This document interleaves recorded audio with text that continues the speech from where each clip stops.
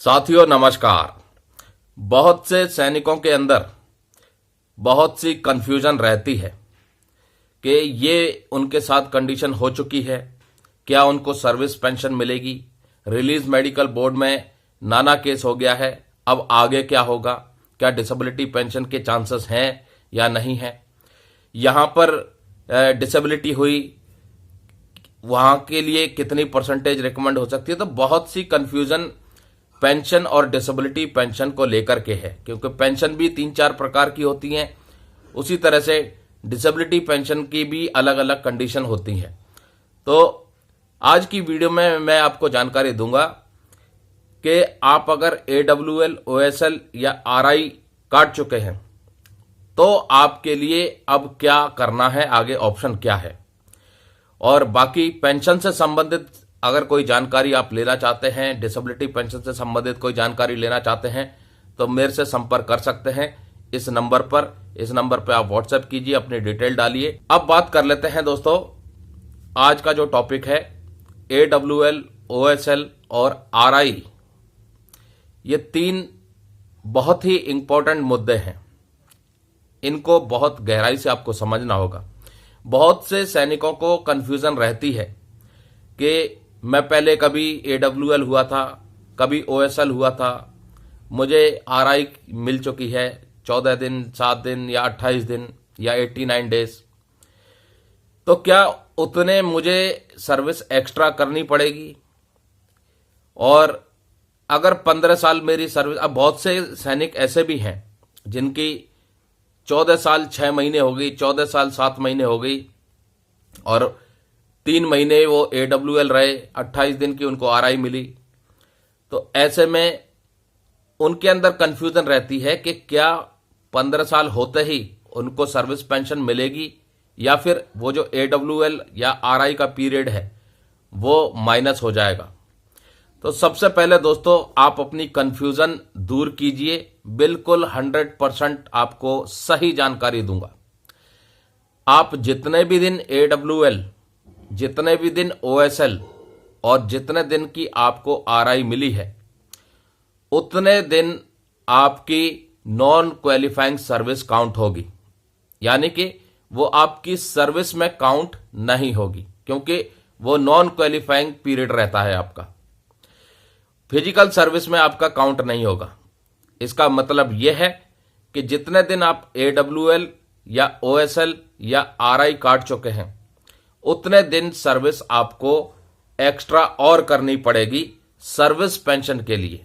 अगर आपके 15 साल टोटल सर्विस है और 40 दिन AWL पीरियड है, तो आपको 40 दिन एक्स्ट्रा और करना पड़ेगा, तब जाकर के आपकी 15 साल होगी। उसी तरह से अगर 28 दिन RI आपको मिल चुकी है तो आपको 28 दिन एक्स्ट्रा सर्विस और करनी पड़ेगी, तब जाके आपकी 15 साल काउंट होगी।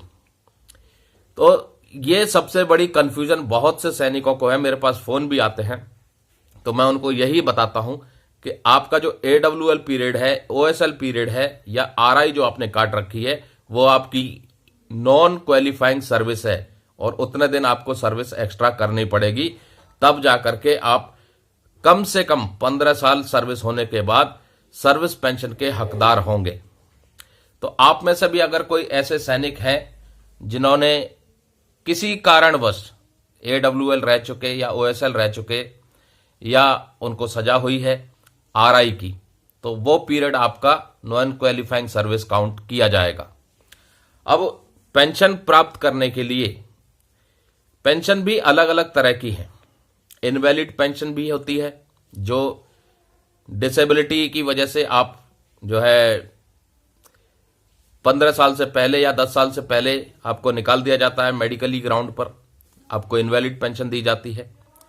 नाना केस होता है तो भी आपको इनवैलिड पेंशन दी जाती है। नाना केस का मतलब आपकी 15 साल सर्विस हो चुकी है और आपकी disability neither attributable nor aggravated हो गया। तो आप सोचते हैं कि मेरी 15 साल हो गई तो मेरे को सर्विस पेंशन लागू है। नहीं, 15 साल की सर्विस हो गई है तो आपकी इनवैलिड पेंशन ही मिलेगी, नाना केस है तो, क्योंकि आपकी डिसेबिलिटी को इनवैलिड कर दिया है पेंशन के लिए। तो बहुत सी चीजें ऐसी हैं जो कंफ्यूजन क्रिएट कर रही हैं। अब पेंशन का मुद्दा काफी जो है कॉम्प्लिकेटेड मुद्दा है, क्योंकि इसमें एक एक चीजें टेक्निकल पॉइंट्स होते हैं जिसको समझना बहुत जरूरी होता है। हालांकि 15 साल आपकी सर्विस हो चुकी है, आप सर्विस पेंशन के हकदार हैं, लेकिन साथ में आपकी डिसेबिलिटी है, और वो डिसेबिलिटी आपकी नाइदर एट्रीब्यूटेबल नॉर एग्रावेटेड है, जो कि आपकी जैसे कि बीपी है पीस में, शुगर है पीस में, ओबेसिटी है, डिस्लिपिडीमिया है, कोलेस्ट्रॉल है, जो आपकी लाइफस्टाइल से संबंधित, आपके खान पान से संबंधित बीमारी है, और जो पीस लोकेशन में हुई है वो जाहिर सी बात है वो नाना केस हो जाती है, नाइदर एट्रीब्यूटेबल नॉर एग्रावेटेड। तो ऐसे में आपकी भले ही 15 साल हो गई हो और नाना केस हो गया तो आपको इनवैलिड पेंशन ही दी जाएगी। तो अभी भी मेन हमारा जो वीडियो था यही था कि अगर आप AWL OSL या RI काट चुके हैं तो जितने दिन आपका AWL OSL RI है उस पीरियड को नॉन क्वालिफाइंग सर्विस काउंट किया जाता है, उतने दिन आपको सर्विस एक्स्ट्रा करनी पड़ेगी। अब दूसरे टॉपिक पे आते हैं दोस्तों। एक दिल्ली हाई कोर्ट में केस हुआ इक्वल मिलिट्री सर्विस पे का। दिल्ली हाई कोर्ट ने इक्वल MSP कोर्ट केस को जो पिटीशन थी वो खारिज कर दी। अब ये मामला सुप्रीम कोर्ट की तरफ जा रहा है। अब 8th पे कमीशन भी आने वाला है, या 8th पे कमीशन के बदले सरकार किसी दूसरे फॉर्मूले के तहत सैलरी और पेंशन रिवाइज कर सकती है देश के करोड़ों केंद्रीय कर्मचारियों और पेंशन भोगियों की। अब परंपरा जो चली आई थी वो पे कमीशन के माध्यम से हर 10 साल के बाद सैलरी और पेंशन का रिवीजन होता था, अलाउंसेस का रिवीजन होता था। उस परंपरा के हिसाब से जो अगला वेतन बढ़ोतरी और अगला पे रिवीजन या पेंशन रिवीजन जो होना है वो 1 जनवरी 2026 से होना है। मात्र 1 साल रह गया है और इस 1 साल में बहुत कुछ होना है। अब ये इक्वल मिलिट्री सर्विस पे का जो मुद्दा है वो सुप्रीम कोर्ट में चैलेंज किया जा रहा है, और सुप्रीम कोर्ट में एक और बड़ा जो है मामला चल रहा है जो पेंशनर्स के लिए है, जो 30 जून और 31 दिसंबर को इंक्रीमेंट से ठीक एक दिन पहले रिटायर हो गए हैं, उनको नोशनल इंक्रीमेंट मिले या ना मिले उसके ऊपर मामला चल रहा है। रिव्यू पिटीशन सरकार की तरफ से डाली गई है। तो 8th पे कमीशन से पहले ये 2 बड़ी डेवलपमेंट होनी है, इनके ऊपर फैसला आना है। अब दिल्ली हाई कोर्ट से इक्वल MSP का जो मामला था वो खारिज हो गया है। मांग थी कि जो मिलिट्री सर्विस पे है वो सभी रैंक को एक समान मिलनी चाहिए। मौजूदा समय में JCS OR को 5,200 रुपए मिल रही है, मिलिट्री नर्सिंग ऑफिसर्स को 10,000 रुपए के ऊपर मिल रही है, और अधिकारी रैंक को 15,500 मिल रही है। और मांग है कि मिलिट्री सर्विस पे एक समान होनी चाहिए, जो कि दिल्ली हाई कोर्ट ने इस मामले को खारिज कर दिया था। अब सुप्रीम कोर्ट से क्या इसके ऊपर न्याय मिलेगा, किन पॉइंट्स के ऊपर ये जो मांग की गई थी ये खारिज हुई है, उनके ऊपर भी अब गौर देना पड़ेगा। क्योंकि सुप्रीम कोर्ट में जब ये मामला जाएगा तो क्यों मिलनी चाहिए इसके पीछे तर्क देने होंगे। तो इस चीज की भी तैयारी चल रही है और उम्मीद की जा रही है कि सुप्रीम कोर्ट में इस केस को मजबूती से रखा जाएगा।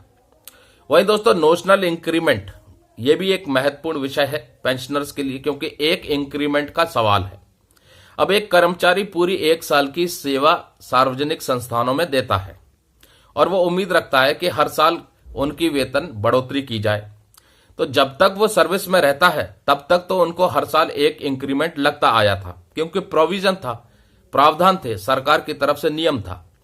लेकिन जिसने पूरी अच्छे आचरण के साथ 1 साल की सर्विस कर ली, अब 1 जनवरी और 1 जुलाई को जो इंक्रीमेंट लगना था उससे ठीक एक दिन पहले 1 साल पूरी सर्विस हो जाती है और 30 जून और 31 दिसंबर को रिटायर हो जाता है। यानी कि वो 1 जनवरी और 1 जुलाई को सर्विस में नहीं रहता है, और जिसके चलते विभागों के पास प्रावधान नहीं था, प्रोविजन नहीं था, सरकार की तरफ से कोई नियम नहीं था और उनको एक इंक्रीमेंट का बेनिफिट नहीं होता था।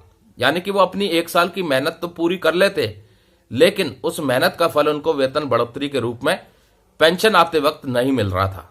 इसके ऊपर कई निचली अदालतों में केस हुए, सर्वोच्च अदालत तक मामला गया और सर्वोच्च अदालत ने पिटिशनर के फेवर में फैसला सुनाया। लेकिन अब सरकार ने रिव्यू पिटीशन डाल दी है। अब रिव्यू पिटीशन जब सरकार ने डाली तो सुप्रीम कोर्ट ने तब तक एक अंतरिम आदेश दे दिया और उस अंतरिम आदेश के आधार पर सरकार ने भी अंतरिम आदेश निकाल दिया कि लिमिटेड पेंशनर्स को कंडीशन बेस पर नोशनल इंक्रीमेंट का बेनिफिट एक्सटेंड किया जाए।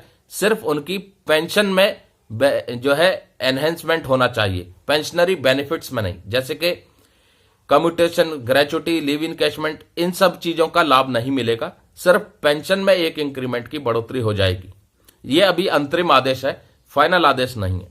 अब फाइनल आदेश तब आएगा जब सुप्रीम कोर्ट रिव्यू पिटीशन के ऊपर अपना पूरा जजमेंट दे देगा। उसके बाद फिर सरकार की तरफ से किस तरीके का जनरल ऑर्डर आता है उसको देखना है। तो दोस्तों, उम्मीद करते हैं आज की ये जानकारी आपको पसंद आई होगी। अंत में फिर से, अगर कोई सैनिक AWL, OSL या RI काट चुका है तो वो अपनी कंफ्यूजन दूर कर ले। उसको उतने दिन एक्स्ट्रा सर्विस करनी पड़ेगी, क्योंकि RI, AWL और OSL वाला पीरियड आपका नॉन क्वालिफाइंग सर्विस में काउंट होगा, यानी कि उतना ही आपको सर्विस एक्स्ट्रा करना पड़ेगा। अगर कोई 15 साल के करीब है तो उस पीरियड का ध्यान रखें और उस पीरियड के बराबर उतना सर्विस एक्स्ट्रा करें। नमस्कार, जय हिंद, जय भारत दोस्तों।